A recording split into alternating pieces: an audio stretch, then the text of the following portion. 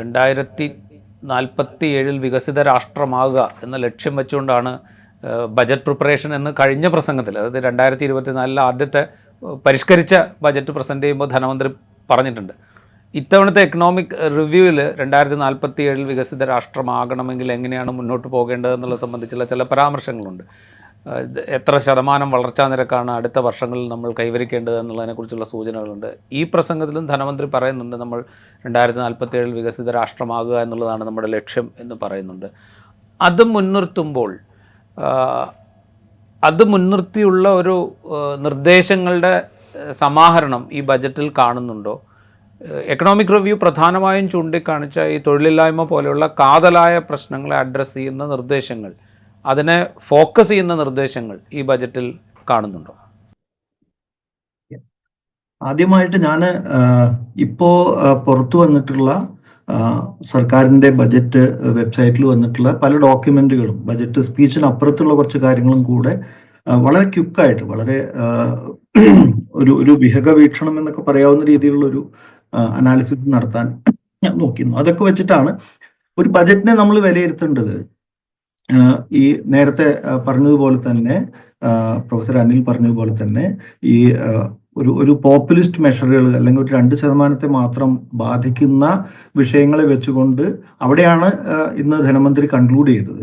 അതുമാത്രം വെച്ചുകൊണ്ട് നമ്മൾ ഒരു ബജറ്റിനെ വിലയിരുത്താൻ നോക്കിക്കഴിഞ്ഞാൽ ശരിയാവില്ല. അപ്പൊ നമ്മൾ അധസ്ഥിത ജനവിഭാഗങ്ങൾ, പിന്നോക്കം ആയിട്ടുള്ള ആളുകൾ, തൊഴിലില്ലാത്തവർ, കൃഷിക്കാർ, അങ്ങനെ സ്ത്രീകൾ, കുട്ടികൾ, ഇങ്ങനെയുള്ള പല വിഭാഗങ്ങളും, പ്രത്യേകിച്ച് ഷെഡ്യൂൾഡ് കാസ്റ്റ്, ഷെഡ്യൂൾഡ് ട്രൈബ്, ഇവർക്കൊക്കെ ഈ ബജറ്റ് എങ്ങനെയാണ് ഗുണം ചെയ്യുക?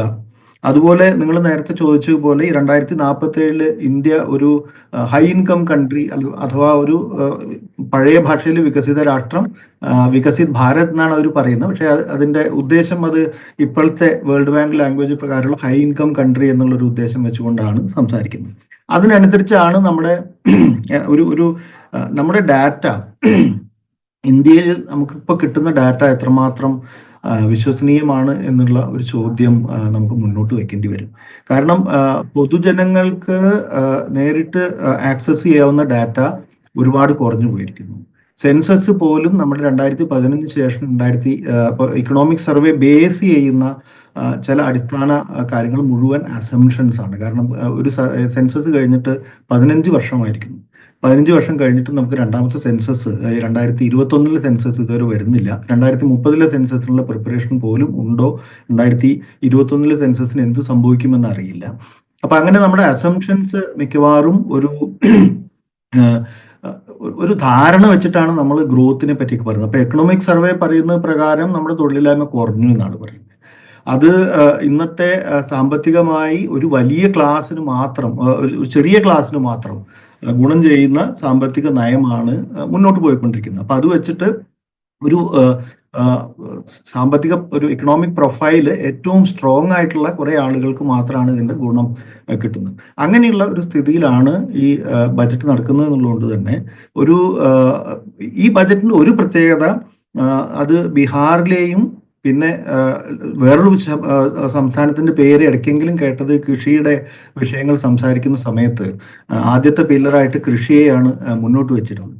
ആ കൃഷിയെ മുന്നോട്ട് വെച്ചിട്ടുള്ള രീതിയിൽ നിന്ന് തന്നെ നോക്കുമ്പോൾ നമുക്കറിയാം അതില് ഈ ഫാർമറുടെ, കൃഷിക്കാരന്റെ ഉന്നമനം എത്രമാത്രം മുന്നോട്ട് വെക്കുന്നുണ്ട് എന്നുള്ളതിൽ അത് ഞാൻ ഒറ്റ നോട്ടത്തിൽ നോക്കുമ്പോൾ എനിക്ക് അതിൽ കൃത്യമായിട്ട് ഒരു ധാരണ കിട്ടുന്നതേ ഇല്ല. കാരണം അത് വളരെ സൂപ്പർഫിഷ്യൽ ആയിട്ടുള്ള കുറെ സ്കീമുകളുടെ മുകളിലാണ് അത് പോകുന്നതായിട്ട് ഞാൻ മനസ്സിലാക്കുന്നത്.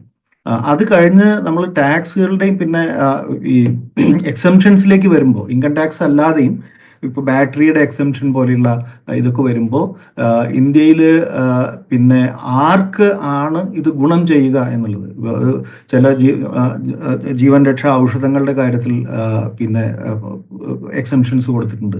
ഈ കൊടുത്ത എക്സംഷൻസ് ഒക്കെ ഒരു തരത്തിൽ നോക്കുകയാണെങ്കിൽ അത് സാധാരണ രോഗികൾക്ക് ഗുണം ചെയ്യും എന്ന് നമുക്ക് തോന്നുമെങ്കിലും അത് മിക്കവാറും ഗുണം ചെയ്യാൻ പോകുന്നത് അതിന്റെ പിന്നെ ഉണ്ടാക്കുന്ന കമ്പനികൾക്കോ. കാരണം അത് ഇന്ത്യയിൽ പ്രൊഡ്യൂസ് ചെയ്യുകയാണെങ്കിൽ 100% എക്സംഷൻ വരും എന്നുള്ള രീതിയിലും പിന്നെ അപ്പോൾ രാജ്യത്തിന് നഷ്ടമുണ്ടാവുകയും എന്നാൽ അതിൻ്റെ ഗുണഭോക്താക്കൾക്ക് വേണ്ടത്ര ഗുണം കിട്ടാതിരിക്കുകയും ചെയ്യുന്ന ഒരു സ്ഥിതി വരുമോ എന്ന് സംശയിക്കണം. അതേപോലെ മെഡിക്കൽ ടൂറിസം ഒരു വലിയ ഫോക്കസ് പോയിന്റ് ആയിട്ട് വന്നിട്ടുണ്ട്.